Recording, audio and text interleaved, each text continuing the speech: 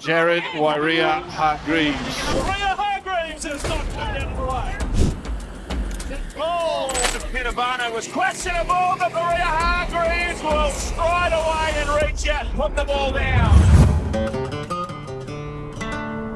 From dominating the opposition to enforcing his will on opponents, Jared Waerea-Hargreaves has become somewhat of an irresistible force, or immovable object if you prefer the latter. The New Zealand-born NRL prop has an imposing stature, often intimidating the opposition. But it is his power and outright dominance on the field that make him a force to be reckoned with. I can't explain. It's just the best feeling I've ever had. This is Jared Waerea-Hargreaves, one of the most dominant players to ever set foot on a rugby pitch. Born in Rotorua, New Zealand-born Waerea-Hargreaves is one of the few New Zealand-born players to not be of English or Māori descent. Nevertheless, the man had an interest in rugby from a fairly young age. In fact, he started playing rugby at the tender age of 5.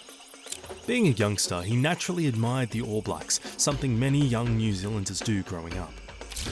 But this fueled his natural desire to play sports. Thank you for always being you. Thank you for always supporting me. With Hargreaves tackling any and all sports he could during his years as a schoolboy. During his youth, the Enforcer, as he would later be known, moved across the ocean to what is arguably one of the most historically significant rugby nations in history, Australia. It's going to be a pretty special game, so looking forward to it.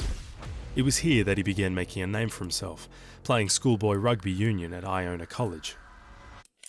With his imposing stature, standing at 6 feet 4 inches tall and over 250 pounds, a professional career was definitely on the cards. For myself, I guess I'm going to be turning up and looking for being hungry. So Hargreaves put up a few impressive performances in the AIC competition, even earning a spot on the AIC representative side. By 2007, now 18, Hargreaves finally had the opportunity to go professional. I was lucky enough to just come on the field and combat up with Teddy, so it was good. The youngster got his first taste of semi-professional footy while representing the Junior Wallabies at the 2007 Under-19 Rugby World Cup, where he would later play with some of the top future stars in the Super Rugby. Names like Pat McCabe and Dan Palmer quickly come to mind.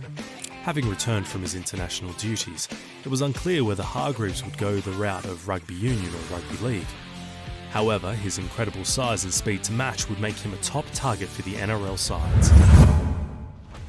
It's a lot more than what I expected, obviously seeing games in the past. Having never played rugby league meant that Hargreaves was supposedly at a complete loss to some of his fellow players.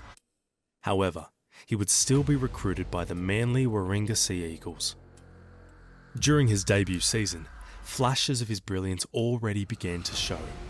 Despite only making his debut in round 9 off the bench against the Brisbane Broncos, and playing just 6 games the entire season, he would be named to the Toyota Cup Team of the Year. These honours also gave him the opportunity to represent New Zealand at the National Rugby League 4 Nations, where he made his debut against Tonga.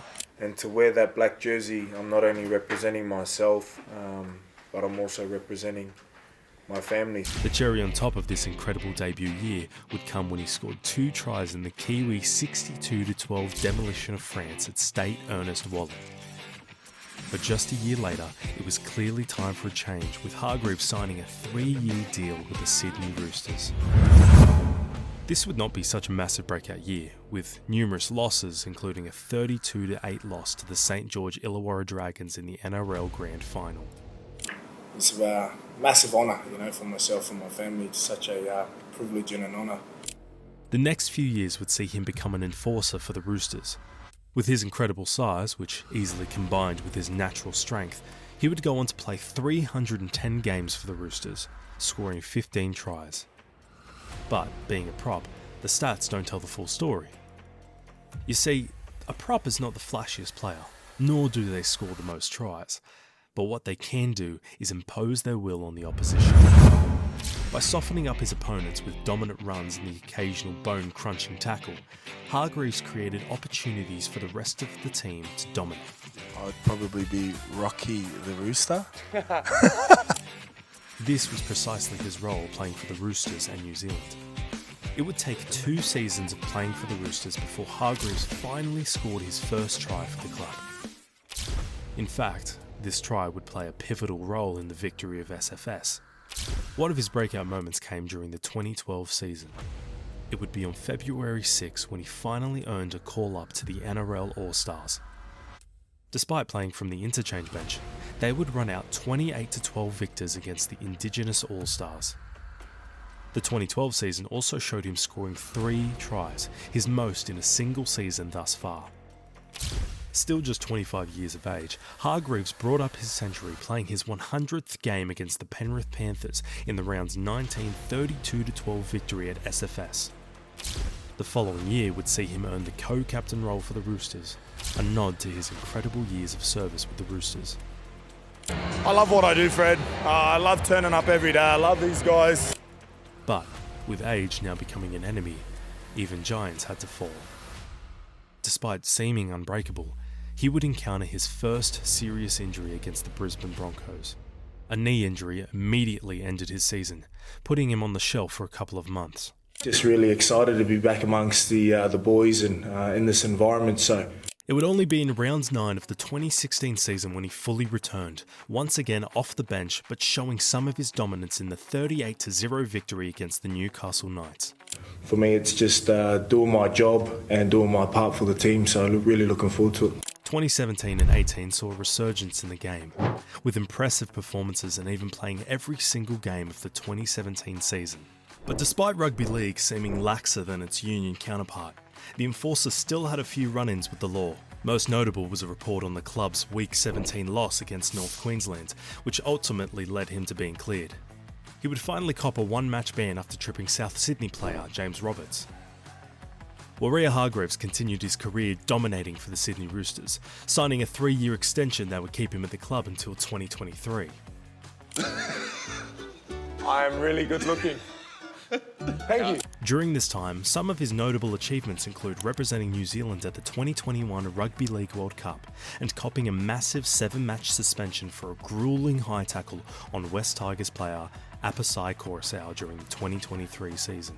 Unfortunately, now aged 35, the 2024 season would be the last time he represented the Roosters, announcing that the prop had signed a lucrative deal with the Hull Kingston Rovers for the 2025 season.